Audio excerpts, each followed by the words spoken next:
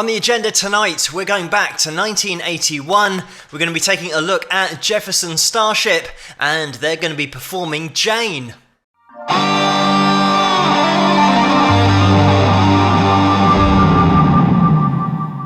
Hello, Phil here from Wings of Pegasus, and welcome to another analysis video. If you enjoyed this video, please give it a thumbs up and subscribe. So, let's get Jefferson Starship up on screen and see how they get on.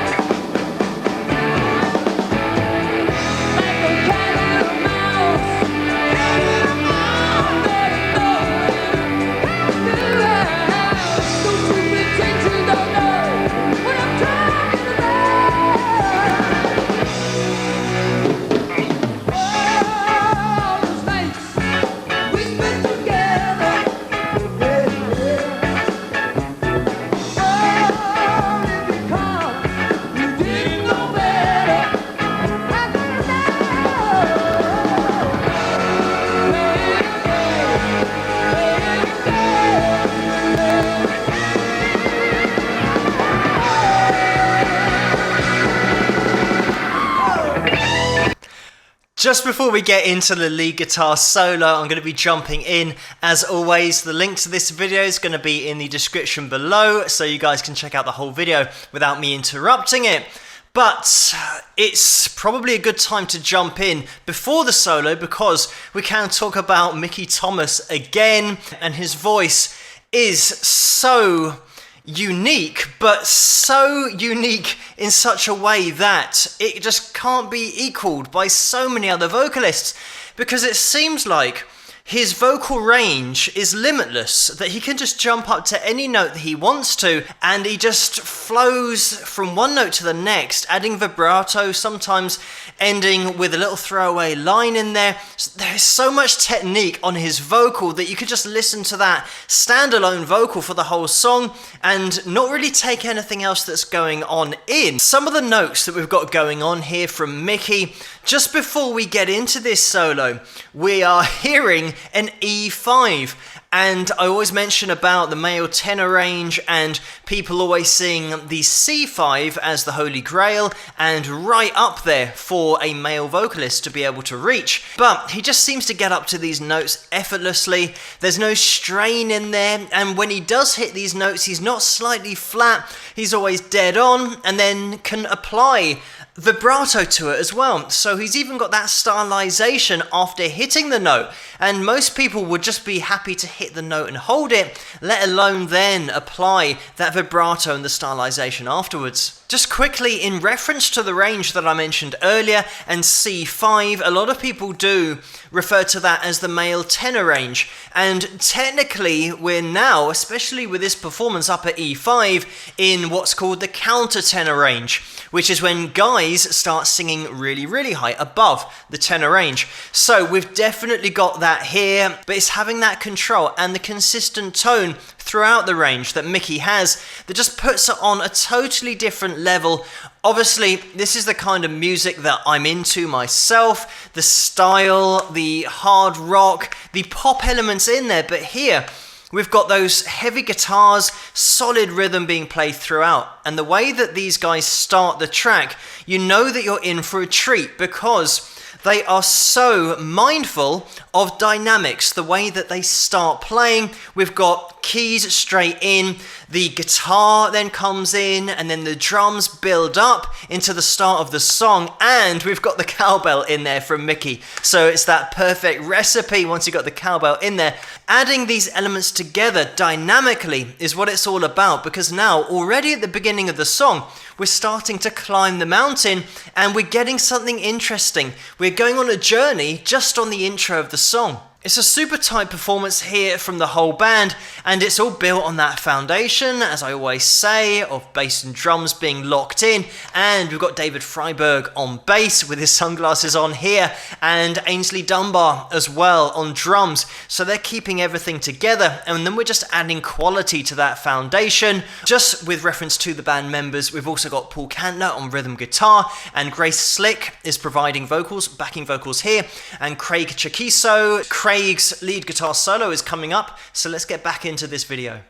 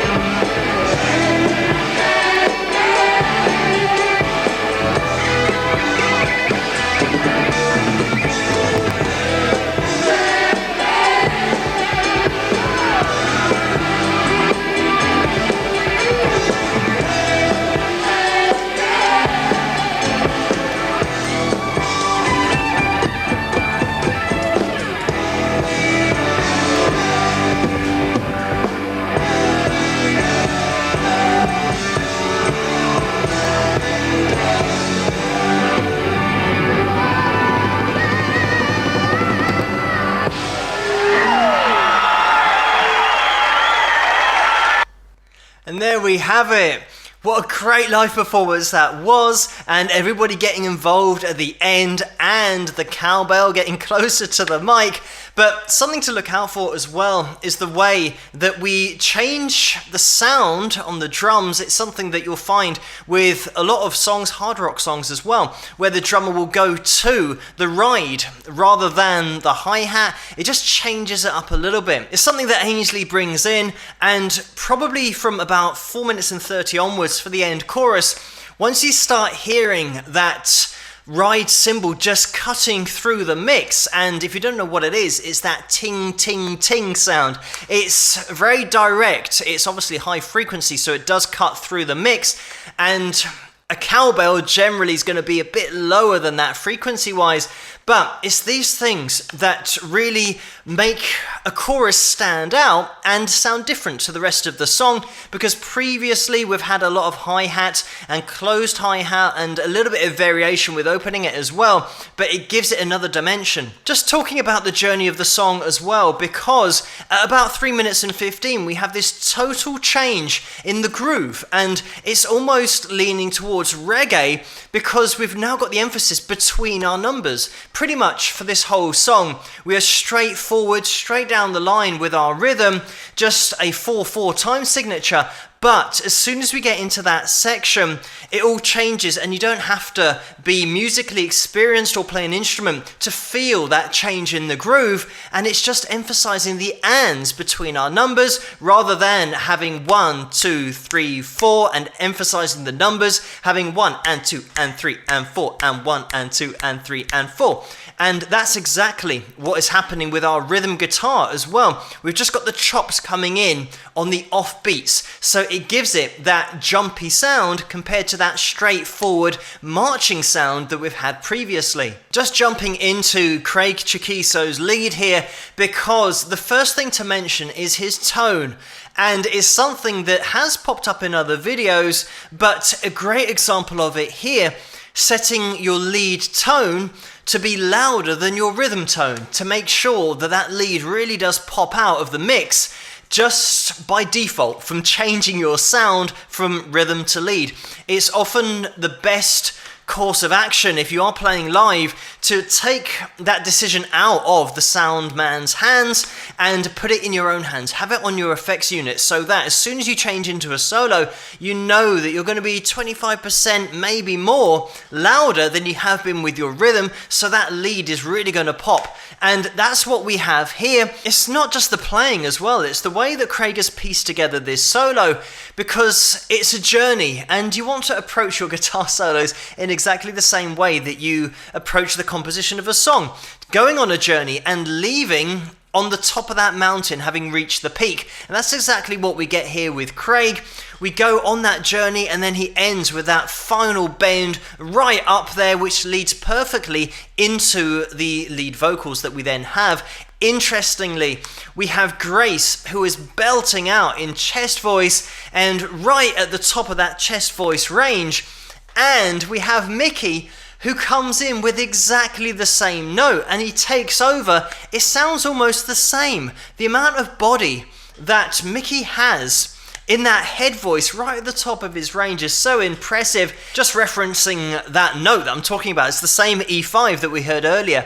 And not only have we got it from Grace, then leading into Mickey, but Craig finished his guitar solo on the same note, E5. So it means that we are at that peak of the mountain. Once you start adding together at the end of the song a lead guitar solo with lead vocals and that ride cymbal on the drums, everything's open dynamically. That's how we reach the peak, so that everyone's going for it, and every single instrument that has been played up to this point and then has occasionally dropped out, for example in the first verse, that's now all in. And you always get this when a band have taken you to the peak of the mountain and they're open dynamically.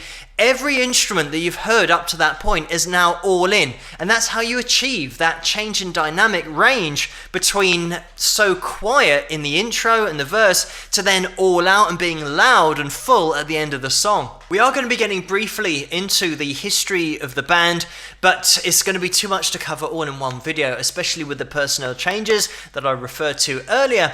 But this video can continue on from the Jefferson Airplane video that I did. We've got the remaining 5 members of that band that then became Jefferson Starship. So another thing to mention is that Marty Balin was the lead vocalist. This was actually the first album, and I'm talking about Jane, the song, which they're performing here with Mickey on lead vocal. That song came from the first album that they did with Mickey as lead vocalist, and that was Freedom at Point Zero in 1979. This song was a huge hit. It got to number 14 in the charts, but they had very successful albums before this one was released, and that changed change of personnel in the lead vocalist position. But getting into the 80s, it was the time of MTV, and certainly Jefferson Starship were one of those bands that embraced making music videos and getting exposure on MTV. It was such a huge part of selling records back in the 80s in order to get that exposure. We are going to be covering the court cases as well. I'm sure you guys have already heard about all this. But in 1984, Paul Kantner left the band, and I think that was due to the sound becoming a little bit too pop for his liking and the writing not being as diverse as he would like. So he left the band in 1984, and he took the band to court in 1984 about earnings or money that he didn't receive, but also about the band name. And he did receive a cash settlement for this. It was all worked out, but the band then had to be known just as Starship. Interestingly, the band was known as Starship featuring Mickey Thomas in 1992, and from then on. In 2007, Paul was back playing and calling the band Jefferson Starship, but Grace Slick and Bill Thompson didn't agree with this because of their owning of that band name, as was discussed and judged on in 1985 in that court case. So they cited that case and took Paul to court over it. And that was all sorted out, and Paul had to pay them an undisclosed fee. And it would be interesting to know if he just paid them what they had to pay to him earlier in 1985 with that court case. Just to clarify, when I mentioned Bill Thompson, he wasn't part of the band, he was the manager, and he co-owned the band name Jefferson Starship with Grace Slick, so that's why they weren't too thrilled about Paul using that name again and not having their permission to do it. Anyway, that was all sorted out. Unfortunately, in 2016, Paul passed away, and Paul's family agreed to allow any future iterations of the band to use any band name that they liked, and also Grace agreed to that. So it seemed like it had all been sorted out, but in 2017, Craig Chiquiso filed a lawsuit against members of the band at that time, saying that they used his likeness in promotional material without his permission, and also that they breached the 1985 agreement by using the band name. It was dismissed, but after an undisclosed settlement was reached, so they obviously gave Craig some money and organised it out of the court system. And it's one of those things that being in and out of court the whole time is an expensive business, and I think the band as a whole just agreed that putting all of these court cases behind them was the best idea and best for everybody. Just to mention as well, unfortunately, Marty Balin passed away in 2018, but Jefferson Starship are still playing live. Obviously, at the moment, we've got the coronavirus, and that's stopping all of the gigs worldwide. So you'll have to keep an eye out for when they'll be back on the road.